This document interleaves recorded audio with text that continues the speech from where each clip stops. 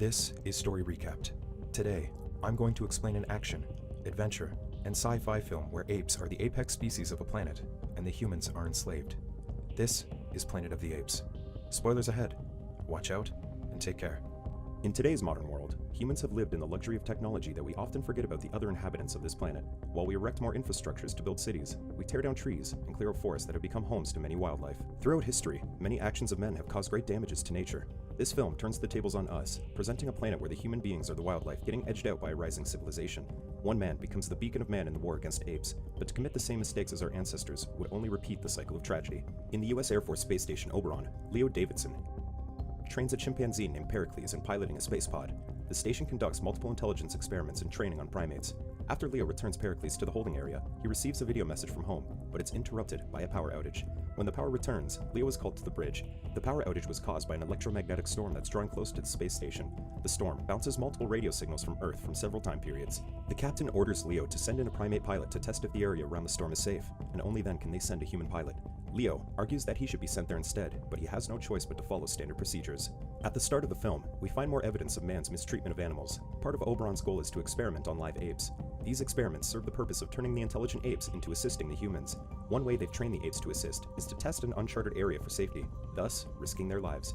To them, human life is far more valuable than a chimpanzee's. Therefore, they offer Pericles as a sacrifice to space before even considering sending their trained pilot, Leo, into the area. With no choice, Leo sends in Pericles. Pericles' pod approaches the storm but goes off course and they lose track of the pod. Concerned, Leo suggests running some sequencing to determine what went wrong, but instead hops into a second pod to go after Pericles. He launches the pod and ignores his captain's protests. Leo reaches the storm and the space warps before revealing Pericles' pod nearby. He reports to Oberon but loses communication. A surge of energy envelops Pericles' pod and it disappears. The same surge throws Leo's pod off course, causing the power in the pod to shut down. Back in Oberon, the crew receives a mayday transmission from an old man. They attempt to communicate with Leo but fail. Another surge of energy pushes against Leo's pod and the power returns. The control system erratically jumps dates as the pod nears a planet. With the pod malfunctioning, Leo is left with no choice but to land it on the unknown planet. The pod crashes into a forest violently and sinks into a pond. Leo swims to the surface uninjured but stranded. Following a rustling sound, Leo finds a group of humans running from armored beasts. The humans are picked off one by one by apes clad in armor and riding on horses. Leo and a few humans reach a clearing, only to be met by an army of apes. While the rest of the humans are loaded into a wagon, Leo gets knocked off his feet by a chimpanzee. He's cornered by two apes, Colonel Attar and General Thade, who, to his surprise, speak in English. The apes cage the humans into a wagon pulled by other enslaved humans. Leo has found himself on a planet where apes are in control, and the humans are treated like cattle. From the way that the humans are hunted down, rallied into a wagon, and are used to pull the same wagon that carries their own kind, the apes' treatment of them is similar to how our world treats animals whom we refer to as beasts of burden. The film shows the humans pulling the wagon chained, wearing blinkers, and whipped into submission. The image makes us wonder how it feels for horses who carry humans and their cargo to a destination they didn't choose to be in. Since mankind has used horses for centuries, most of us may have not questioned this practice at all. Leo is astonished and horrified upon arriving in the town, witnessing how the apes have built a community similar to the people on Earth while the humans of this planet are mere slaves. He asks the other people in the cage for information, but none of them dare speak to him. Their wagon passes by a group of young apes who throw rocks at the humans, only to be stopped by a female chimpanzee named Ari. The wagon finally arrives at its destination, where an orangutan merchant, Limbo, buys them all. The humans are hastily pulled out of the cage and shuffled like cattle. Even the children and elderly of the group are tossed around violently into their new cages. Thade arrives with his family in Attar to view the merchandise. The group of humans captured with Leo have been stealing food from Thade's orchard, to which Limbo suggests a gruesome method to scare them off if it happens again. Attar purchases a human girl to be his niece's new pet and places the child on a collar and leash. Ari witnesses the family leave Limbo's prison, disgusted at how the other apes treat the humans. With the customers away, Limbo's men mark the humans with a branding iron until Ari interrupts their work. Even today, many ranches use branding irons on livestock. The act has been around since ancient times, and thus, millions of animals have been subjected to this practice. Most of us may not question the practice, but the movie presents a beautiful young woman as the cattle that are branded to show how cruel it is. The scene tugs into our sympathetic instinct when we see other humans in pain. But the pain is not the only cruelty that results in branding, since the person or animal who's been branded will carry the mark for the rest of their lives. Ari defends the humans and Limbo can do nothing but argue with her. While they argue, Leo grabs the discarded branding iron and holds Ari hostage. Limbo, however, does nothing but lament about having to put down one of his merchandise. Unnoticed by him, Leo quietly asks Ari for help. A blonde woman named Diana escapes from her cage during the commotion but is quickly grabbed by Limbo. Hoping to save the two, Ari buys both Leo and Diana. At Ari's home, her father, Senator Sandar, is frustrated over her new purchases. They retreat to their dinner party and leave the human slaves to clean up in the kitchen. When left alone with Diana, Leo grabs a knife and plots out his escape. He's immediately blocked by the head of the household, Krull. With Krull watching him, Leo is forced to wait on the apes, including their guests, Senator Nato and his wife, Nova. Atar and Thade arrive, with the latter already ranting on how he cannot visit his dying father due to his struggles with the humans. Thade is adamant about removing the humans from their lands, but the humans outnumber his army. Nato and Nova chime in with their disregard for humans, but Ari defends the humans and sees potential in them. The others laugh at her notions, however. Leo brings in their food, but Thade knocks him off his feet and forces his mouth open, sarcastically searching for a soul inside. The guests simply laugh at this. The scene disturbs Ari and so she leaves. The way Thade and the guests speak about the humans implies that they see them as no more than pests that must be removed. Thade regards them like parasites that must be exterminated for their society's expansion, while the guests merely laugh and make baseless comments. Sadly, their views are not limited to this movie. Many people view other life as pests that get in their way. Our superiority over the plants, animals, and insects made many people blind to the fact that other species are living creatures, just like us. In the garden, Ari's writing is interrupted by Thade. Thade professes his love for her, but Ari knows he's only interested in her father's influence. After she disregards his feelings, Thade jumps out and onto his horse. Upon landing, two soldiers bring something to his attention. That evening, Leo is caged along with the other slaves. He uses the knife he stole to pick the lock and frees himself, Diana, and another slave named Taval. Meanwhile, the soldiers bring Thade back to the forest where Leo's pod crashed. The soldiers witnessed the crash but didn't know exactly what it was. Knowing that only the three of them know about this, Thade attacks the soldiers to leave no witnesses. Leo and the others reach Limbo's prison to free Diana's father, Karubi, and their fellow tribesmen, Gunnar and a boy named Byrne. The group escapes and passes by drunk apes that alert the soldiers. During their escape, they pass by Thade's niece's bedroom where Diana frees the human girl that was bought as a pet earlier. The humans are then cornered by Ari and Krull. Ari plans to bring the humans back home and use her position to save them from punishment, but the humans aren't confident about this. Leo begs Ari to help them escape, and in return, he'll show her something that would change their world. Convinced, Ari agrees. They leave the child behind to hide in Ari's home as the path is too dangerous for the girl. Throughout the movie, Ari has been portrayed as a noble ape who sees humans as nearly equal to her kind. Yet, despite her power and position as the senator's daughter, she could only do so much. She has done what she can to save a few lives, but it's not enough when the entire world is still convinced of the old ways. The movie attempts to show how her small actions can trigger a greater chance to save human lives. However, Leo still had to bribe her with the promise of change before she risked her position to let them escape. During their escape, Atar spots them and Karubi sacrifices his life to allow the others to escape. Thade instructs Atar to kill all the human escapees except for Leo. Upon learning that Ari is helping the humans, Thade is angered, but he plots to lie that Ari was taken against her will to gain support from the Senate. The group reaches the area outside the city. Ari attempts to comfort a grieving Diana, but it ends with the two snapping at each other. Krull suggests for Ari to turn back, but she refuses. They reach the pond where Leo's pod crashed into. Ari is terrified of getting too close to the pond, as apes are scared of drowning. Leo dives into the pond, followed by Diana, who finds the dead soldiers Thade killed. Leo retrieves a bag from his pod and brings Diana back to the surface. From the bag, Leo gathers a gun and a communication device, which reveals that the Oberon is already on the planet. With his items sparking the curiosity of the others, Leo reveals that he's from another planet where apes live in zoos and humans are in control. Limbo drops onto Gunnar, prompting Byrne to fight back. Two of Limbo's men capture Byrne and Leo fires his gun at them, surprising everyone. Threatened by the weapon, Limbo surrenders. While Ari defends Limbo's life, Leo notices him reaching for a weapon and fires at him. Instead of killing the orangutan, Leo decides to take him as a prisoner. As soon as the situation calms, Krull takes Leo's gun and breaks it, not wanting such a weapon to be at the hands of a human. Despite cooperating with the humans, Krull and Ari are still stuck in the mindset that humans are a lower class. Without full knowledge of what the gun is and what Leo intends to do with it, they immediately remove it from the equation. To them, the humans are still wild creatures and putting a weapon at their hands, despite being on their side, is too dangerous. It's a wonder how two species who possess seemingly equal intelligence and speak the same language could grow as apart as these apes and humankind. This only shows how powerful bigotry is in shaping society. Meanwhile, Sandar asks for Thade's help to find his daughter. Thade uses this to convince Sandar to declare martial law, allowing him full power to get rid of the humans from their territory. Worried for his daughter, Sandar agrees. After speaking to the senator, Thade is quickly gathered to see his father. The next day, Leo leads the group to his ship's location. He shares how on Earth, apes were nearly extinct due to deforestation, and those who survived were kept for experiments. Hearing Ari's horrified reaction to this, Leo admits that humans from his planet do worse to each other. Their intelligence brings further danger to themselves. Ari is entranced by his knowledge and seemingly flirts with Leo, which he ignores. Thade visits his dying father, Zaius, who asks about Leo, whom they believe did not come from this world. With his dying breath, Zaius reveals that in the past, apes were slaves to human masters. To convince Thade, he instructs his son to break an urn, revealing an ancient handgun inside. The gun represents how dangerous humans could become.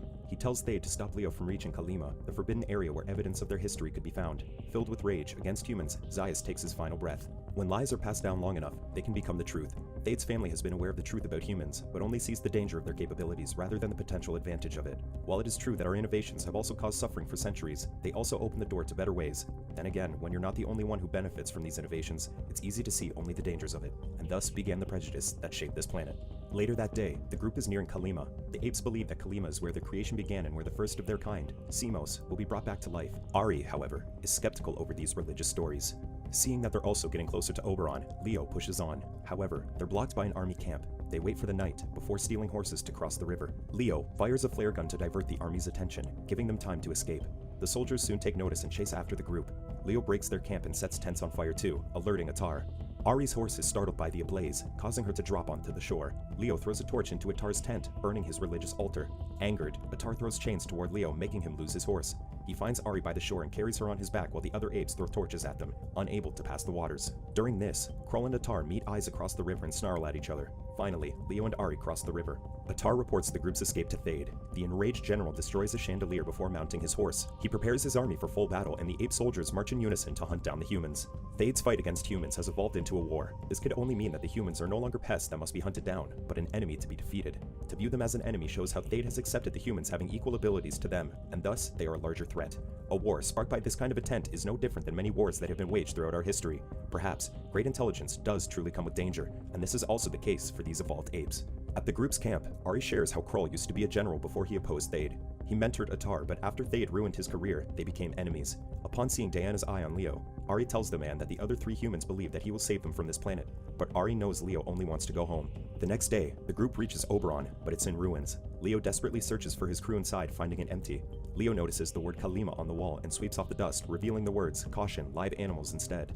This was the warning painted on the Oberon next to the holding facility where the apes were contained. He goes inside and sees apes' cages and the control room. To prove that it's Oberon, Leo uses the fingerprint scanner to open the control room, which works. He sets his communication device onto the control panel and powers up the Oberon to view the ship's log. On the monitor, he sees the same mayday from the old man that his crew found. He watches further and learns how his crew crash-landed on the planet while in search for him. The apes used for the experiments helped the crew survive until one named Simos took command and started a coup, thus beginning the apes' rise to power. Stunned, Leo realizes how everything began with him. His crew perished while looking for him, and the apes took over the planet after.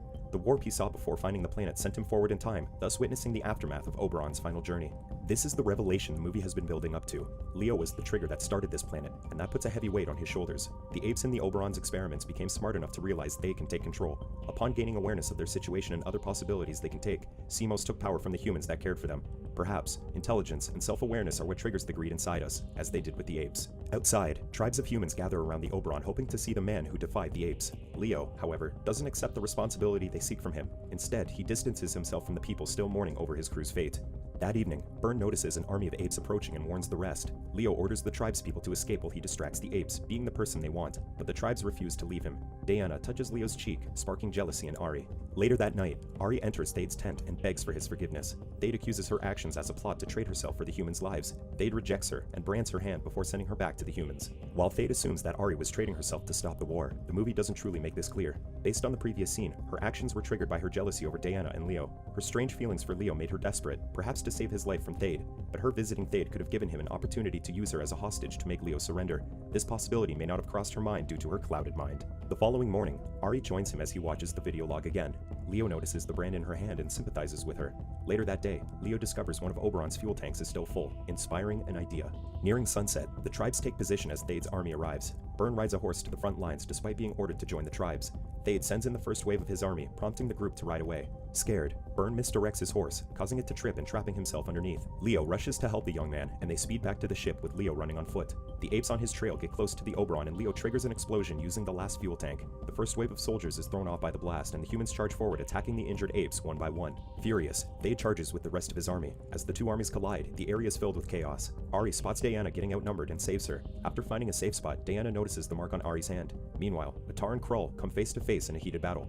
Krull is overpowered and defeated. Thade picks off the humans easily until he spots Leo. He tosses Leo and proceeds to beat the man until an explosion from above stops the war. From the sky, a shining light shoots down, revealing Pericles' pod. The pod descends into the middle of the battlefield, leaving everyone stunned. The apes bow before Pericles, believing him to be their ancestor Simos. Pericles' descent stopping the war symbolizes how the apes also have strong religious beliefs. They stop their actions against their enemy to bow to a figure whom they believe is their ancestor reincarnated. Their evolved minds also sought a higher power beyond their understanding, much like how we humans believe in our religion.